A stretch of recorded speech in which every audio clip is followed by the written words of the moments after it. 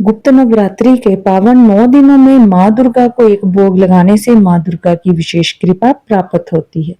जय माता दी भक्तों, गुप्त नवरात्रि के 9 पावन दिनों में माँ दुर्गा को यह एक भोग जरूर अर्पित करें।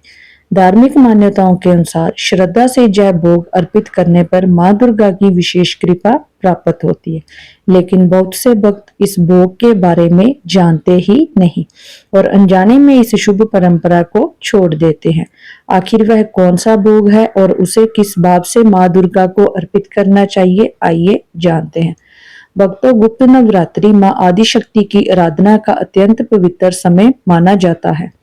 इन 9 दिनों में भक्त अपनी श्रद्धा और सामर्थ्य के अनुसार माँ दुर्गा को फल, पुष्प, दीप और सात्विक भोग अर्पित करते हैं।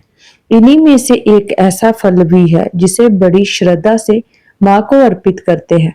भक्तों, जिस भोग की हम बात कर रहे हैं वह है अनार का भोग।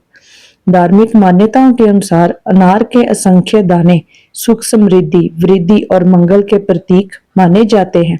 इसलिए कई भक्त गुप्त नवरात्रि के दौरान माँ दुर्गा को श्रद्धा पूर्वक अनार अर्पित करते हैं और माँ से अपने परिवार की सुख, शांति तथा मंगल की प्रार्थना करते हैं।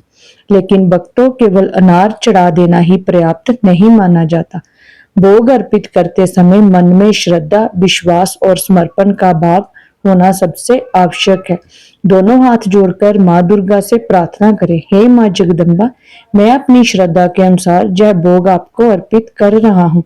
कृपया मेरे परिवार पर अपनी कृपा बनाए रखें और हमें सदैव धर्म के मार्ग पर चलने की शक्ति दे। भोग अर्पित करने के तुरंत बाद उसे जल्दबाजी में नहीं उठाना चाहिए। कुछ क्षण शांत भाव से माँ का स्मरण करें, फिर श्रद्धा पूर्वक प्रणाम करके उस भोग को प्रसाद मानकर ग्रहण करें और परिवार के सभी सदस्यों में बांट दें। यही हमारी सनातन परंपरा की सुंदर भावना मानी गई है। अगर आपको आज की यह धार्मिक जानकारी अच्छी लगी हो तो इसे अपने परिवार और अन्य भक्तों तक अवश्य साझा करें। कमेंट में प्रेम से लिखिए जय माता दी, जय अम्बे गौरी, जय माँ दुर्गा। कोई प्रश्न हो तो आप मुझे कमेंट बॉक्स में पूछ सकते हैं।